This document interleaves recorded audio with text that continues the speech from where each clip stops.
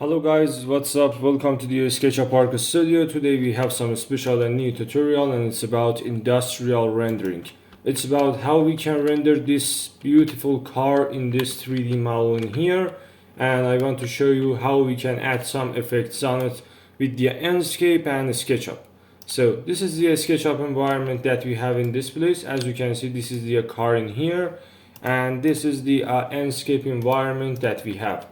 Actually, if I want to tell the truth, we have some options in the visual setting, but I reset all of them and I want to talk about all of them in this case.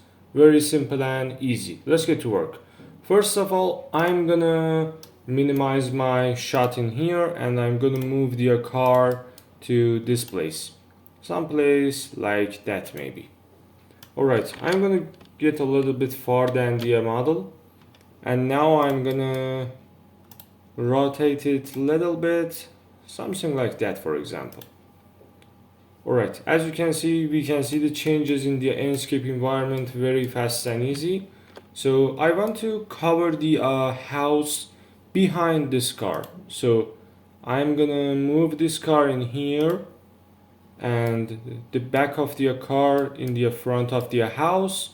Something like that can be really good. But I can rotate it a little bit in here. And now I'm going to adjust it and move it someplace like that. Or if I want to set the center point of the house, I can move it a little bit again. So everything is good right now. I'm going to deselect my model in here. I'm going to come back to the Enscape environment. And now I'm going to press F on my keyboard. So I'm going to click on the create view in this place to create my camera shot. First of all, I'm going to turn on the save frame visual setting. I want to choose my favorite resolution. If I want to tell the truth, I want to create some portrait resolution. So I'm going to change it to the custom mode. 9020 to 2560 is the best portrait resolution that we can use for this project. So I'm gonna close it in here. I'm gonna click on the visual setting here. Before I want to create my view, I'm gonna check the field of view to see how my camera will work in different type of positions. So I need some shot like this, as you can see, something like that. And I think till some number about 45 degree it can be work very well. So it depends on you and your system, your config, and your taste. If you like to show your car more than your house, you can orbit your camera in the Enscape, and you know how you can orbit your camera. Only you need to hold right click on your cursor and hold it and drag your cursor. So as you can see, we set this camera in here, so our position is really good in this place. I'm gonna unlink my visual preset. I'm gonna name it Dodge Charger 9069, for example. This is my camera's name. I'm going to tag it to my favorites. The position is about 22.0.8 in the X position, and the Y is about 1 meter, and the Z is about negative 4.7. So the pitch is about 0, but if you want to show the sky more than others, you can turn your camera on it, so you can increase the pitch in the positive position. For example, some number about 6 degree can be really good, and Y is about 8.6, and the sun is really important in here because I want to take my render in some daylight, about not morning and not night, something between it. So I'm gonna hold shift and right click, as you can see. And I need some graphical sky, like the purple sky, something like that, but I want to save my artificial lights too. I can convert it to the night, for example 5:30 a.m. or I can convert it to the morning, for example 6 a.m. in the morning. It depends on you, but I think some number like this 5:30 can be really good. So azimuth, I'm going to change the azimuth a little bit. You can see the lights in the horizon backlight. Some number about 26 degree can be really good, and negative 7.4 can be really nice for us. So I'm going to click on the create option in here, and my camera shot created for me. When I come and click on my favorite camera in here, all of my daylight and brightnesses will become back to the default model that we have in here. So I'm going to click on the visual setting in this place. I'm going to use the field of view and 2-point perspective. For this reason, first of all, I'm going to turn it to the 2-point perspective, and the second, I'm going to use field of view to zoom on my model. As you can see, it depends on you. For example, you can zoom a little bit on your car or other type of things in your environment. I think something like that can be really good. I have my house completely in the background and I have my car in the foreground. So somewhere around 49 degree can be really useful for us. I'm going to increase the rendering quality to the high mode to see all of the changes much more than the past. So don't worry about the lights. All of them is the simple lights like the IS light or line light and self-illuminated lights. So the inner light is not important, some type of light in the inside of the house. So I'm gonna click on the image bar in here. I'm gonna use the auto contrast at the night rendering. Saturation and color temperature not useful right now, but I'm going to click on the atmosphere and increase my artificial light brightness. This number can be something about 158%. As you can see, now we have brighter lights in here. I'm going to click on the skybox in this place. My source is white cubes, so density of the clouds must be a 0, variety 0, cirrus amount 0, and contrails about 0. Now I have some clear sky in here. Look at these house facade in this place. I use all of the displacement maps for my plaster and my wall. So it's really wonderful in here. I think everything is done right now. So I'm going to click on the atmosphere. I need some fog in my environment. So I'm going to increase it some number about 64%. And now I want to control it with the height option. If I reduce the height option in some place, I think for example 3 meter, and now I'm gonna increase it to the 100. Maybe I can see some differences in the environment. For example, in some number about 59, I can see a little bit blurriness in my environment.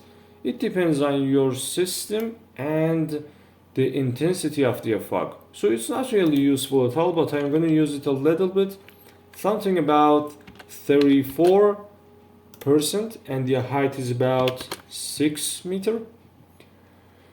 Illumination, some brightness not important at all because we have night sky brightness. So I'm going to increase the night sky brightness a little bit. Something about 266% can be really good. Shadow sharpness is about 10%. Ambient brightness, it's about the interior lighting. It helps you to manage and calculate all of your lights with the daylight and sunlight. So ambient brightness not important at the night render. So you can skip it, very simple and easy. Wind option is not useful because we don't create any type of animation.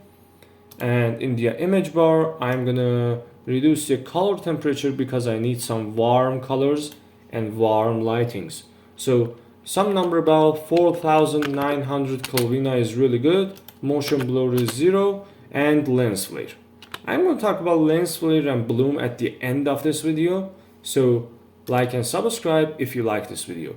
I'm going to close the visual setting in here, and now I will come back to the SketchUp environment. I'm going to open the Enscape material editor, and now I'm going to click on the paint bucket in SketchUp. So I'm going to move it a little bit in here, and I'm going to turn on the car's lights, but I don't know how. So I'm going to click on the sample paint, check it on my car light, some material about medium violet red, but in the 3D environment we have white color. It's not important, it's only one name for it. I'm going to click on the type and convert it from generic to the self-illuminate. As you can see, the car's light turns on, and it's really wonderful for our rendering.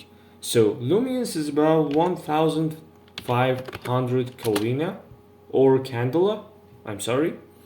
And you can change the light color. For example, if you need some blue light, you can convert it to the blue. It's really wonderful, but the white color can be better result in your renders. So it's about the color of the car's light. So 1200 candela is really good. Now I'm gonna click on the visual setting in here, and I'm gonna increase the bloom option in the image bar. As you can see, the lights get much brighter and you can't see the light source very sharp like the past. So bloom helps you to create some artistic renders in the SketchUp or Enscape environment. So I must set the bloom number to some number about 22%, and if I increase the lens flare, as you can see the flares in the environment. I'm going to increase it to the 86%, and the bloom is about 38%. As you can see, now we have some render like this. It's completely depends on your taste and your favorites. So if I want to tell the truth, I only learn it to you, and it's about the tutorial. But this type of lighting is not realistic at all. So I only want to say, if you want to create some artistic renders, you can use lens flare and bloom option, but it depends on you. So I'm going to reduce it to some number about 16%, and the lens flare is about 59%. I don't want to use the vignette because my screen is dark and I don't want to get it much darker, so 10% is good. And chromatic abbreviation is about 0 because I need completely sharp rendering here. So saturation is not really useful in here because all of the light colors materials set right now. So I will check atmosphere, sky, everything is good right now. So I'm gonna close it in here, and now I'm gonna show you how you can change the car's detail in your rendering. I'm gonna start with the car's body. So I'm gonna click on the sample paint in here, pick this color up, and now in the Enscape material editor we have the car's body color in here. So I want to change the color from gold to the red, for example. I only one click and my car converted to the red. Or I want to change it to the black. It's completely simple. Or now I'm going to change it to color like the blue. It depends on you and your taste. So for example, I prefer to use white color right now, and as you can see, this is the result of it. For the car's body, if I decrease the roughness, I will have full reflection from the environment on my car's body. So it can be really realistic, but when your environment completely edited with the 3D realistic models, not HDRIs. So if you look at the body of the color, you can see the result, and it's not really good right now. So I'm going to press F on my keyboard and click on the dot charger in here. So for this result, I'm going to manage my roughness a little bit to some number about 28%. Now it's much better. If you want some smooth reflections, you can increase it a little bit, some number about 36%. And the Metallica is about 80% in here. So all of them are completely down for us. So I'm going to change the car's ring and tire color. So I'm going to click on the sample paint in here, in this place. I'm going to click on the sample paint, pick my favorite material in here, and now when I change this color to the black, you can see my colors of the tire completely converted to the black. Or for example, red. You can see the differences in here. But I prefer to use white color for my rings, and now I can decrease the roughness as I can. For example, 16%. It's much better. And the Metallica is about 66%. Very simple and easy. So all of them is done right now. So I'm going to close it in here. I'm going to deselect all of the selections in this place, And now I'm gonna render this image for you. But before that, I'm gonna click on the visual setting in here, increase the rendering quality to the ultra to calculate all of the lights much better than the past, and exposure. I want to increase the exposure to some number about 62%, and now it's much better. And now I'm going to come back to the atmosphere and decrease the artificial light brightness to some decay number about 144%. As you can see, we control all of these lights in the environment. In the image bar, you can reduce the bloom option to the 0 to see the changes. So look at this screen in here. I type 0 and now I'm going to press enter. As you can see, the car's light completely disabled for me. So you need some little bit bloom option in your rendering setting. So 14% is the good number for this render. And I'm going to reduce the lens flare to some number about 36%. It's much better than now. Alright, everything is done right now. I only want to focus on my car. How I can focus on my car and take the background to the blurriness. For this result, you're going to use depth of field. I'm going to increase the depth of field in here, and now I'm going to play with the focal point. When I play with the focal point, I can see some shiny line in my environment. It helps you to set which type of places you want to focus on it. For example, the bumper and lights and the front of my car is really important for me.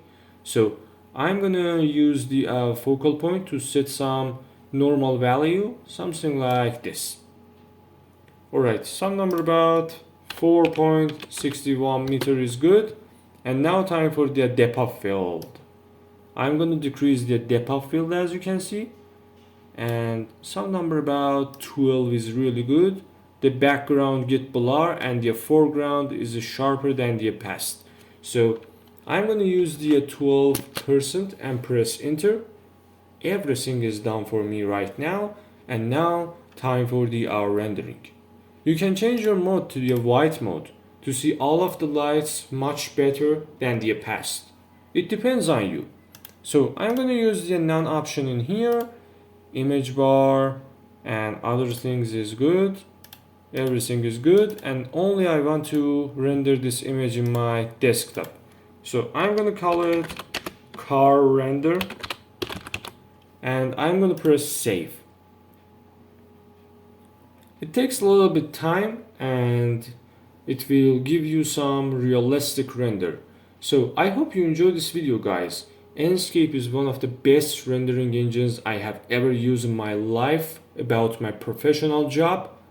So I suggest these motor render to you to use it in all type of projects you want. Enscape never gives you some disappointment, and it helps you to create some realistic renders. So if you like this video, please like and subscribe our YouTube channel. Thanks for your watching. I love you guys, and goodbye.